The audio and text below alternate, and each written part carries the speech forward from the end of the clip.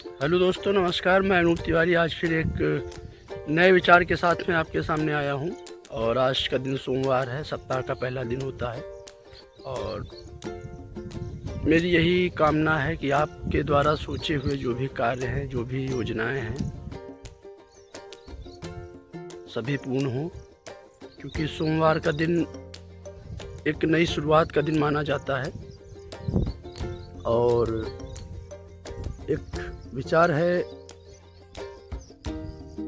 कि कर भला तो हो भला, अर्थात सबका हित और सबका भला करना चाहिए व्यक्ति को, जिससे उसके स्वयं का भी कहीं ना कहीं हित होता रहता है। बिना किसी भेदभाव, बिना किसी ईर्ष्या द्वेष, बिना किसी गलत फहमी से हमें सबका भला करते रहना चाहिए। क्योंकि कुछ चीज़ें हमें ईश्वर देता है और कुछ चीज़ों का जो परिणाम होता है वो हमारे कर्म होते हैं। तो कुछ काम हमें ऐसे भी करने चाहिए जो निस्वार्थ हों, जिनमें कोई अपना हित ना हो, क्योंकि उनका जो फल होता है वो हमें ईश्वर जो है देता है। एक छोटी सी कहानी के माध्यम से इस विचार को समझाने का प्रयास मैं करूँगा। एक राज्य में एक राजा रहते थे और उनका नाम धनराज था। तो वो निस्वार्थ भाव से सबकी सेवा करते थे, अपनी प्रजा का एकदम अपनी संतान की तरह पालन पोषण करते थे।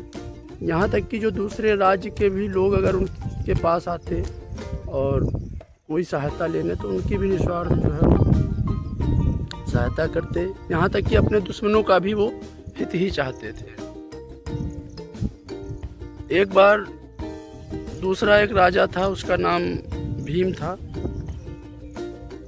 तो मतलब उसकी प्रसिद्धि इतनी थी कि दूर दूर तक का कई राज्यों में, अलग अलग राज्यों में उनकी प्रसिद्धि थी। तो एक राजा जो भीम था वह उनसे बहुत ज़्यादा ही ईर्ष्या द्वेष नफरत करता था और वो उनको हमेशा जो है परास्त करने की कोशिश करता रहता था। तो उस भीम राजा ने जो है गलत तरीके से और छल कपट के साथ में उन राजा को, धनराज को बंदी बना लिया और उनसे सारा राज्य छीन लिया। और इस प्रकार वो दुखी होकर धनराज राजा जो है जंगलों में तपस्या के लिए चले गए। क्योंकि राजा बहुत ही परोपकारी और स्वच्छ मन के थे, तो कई समय बीतने के बाद में उनकी प्रसिद्धि चलती रही, उनके गुणगान सभी लोग जो है कई साल बीत जाने के बाद भी उनका गुणगान होता रहा। तो इससे परेशान होकर, इससे खिन्न होकर, इससे और ज़्यादा जो है क्रोध में आके राजा भीम ने आदेश दिया कि जो भी व्यक्ति धनराज राजा को हमारे समक्ष लाएगा तो उसको 50,000 मोहरे भेंट के तौर पे दी जाएंगी। जब राज्य में चर्चा हुई तो कई लोग चाहे कि मैं ढूंढ के ले आऊँ, मैं भाई 50,000 मोहरों का मामला है तो, लेकिन कोई ढूंढ नहीं पाया। सभी लोग कहीं ना कहीं हताश निराश होकर ही लौट आए। तो एक बार एक व्यक्ति जो कि जिसे धन की आवश्यकता थी, जिसका बालक बीमार था और खाने को उसके पास कुछ था नहीं, तो वह व्यक्ति जंगल में राजा धनराज से भेंट करता है और कहता है, महाराज आप तो मुझे इस आसपास के ही क्षेत्र के नज़र आ रहे हैं और आप यहाँ क्यों भटक रहे हैं। तो राजा ने अपनी बात बताई और चूँकि उसे पैसे की ज़रूरत थी उस व्यक्ति को, तो राजा धनराज स्वयं उसके साथ में, क्योंकि अब जो धनराज का जो राज्य था वो तो भीम का राज्य हो चुका था, क्योंकि उसने कब्जा कर लिया था आक्रमण करके। तो राजा स्वयं उस व्यक्ति को साथ में ले जाकर राजा भीम के सामने पेश हुए और बोलने लगे कि महाराज इस व्यक्ति ने मुझे आपके सामने प्रस्तुत किया है, तो 50,000 मोहरे इस व्यक्ति को दे दी जाए। इस पर राजा भीम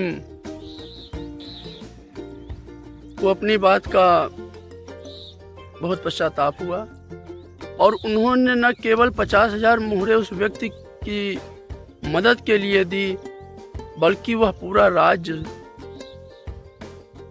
राजा धनराज को वापस कर दिया और उनसे उन्होंने क्षमा याचना की और कभी न ईर्षा द्वेष की भावना के लिए प्रार्थना करते हुए उन्होंने कहा कि प्रभु महाराज, यह सब राज्य आपका ही है और यह सब प्रजा आपकी है। मैंने बहुत बड़ा अपराध किया है, मेरी आंखें खुल गई हैं। तो दोस्तों, हमें भी अपने जीवन में सबके लिए भलाई ही करनी चाहिए, भले ही सामने वाला हमारा अहित ही क्यों ना चाहता हो, लेकिन ईश्वर हमारा अहित कभी नहीं चाहता है। ईश्वर जो भी करता है अच्छा करता है और इसीलिए कहा गया है कि अंत में सब कुछ कहीं ना कहीं सही हो ही जाता है। कर भला तो हो भला का अर्थ यही है कि आप सभी की भलाई करते रहेंगे तो आपका भी भला होता ही रहेगा। देर से होगा लेकिन ज़रूर होगा। इस चीज़ को आप निश्चय कर लीजिए, गांठ बांध लीजिए और आप चाहे अपने ऊपर इसका प्रयोग भी करके देख सकते हैं। आपका दिन शुभ हो और जो भी आपके कार्य हैं वो जल्दी से जल्द पूर्ण हों।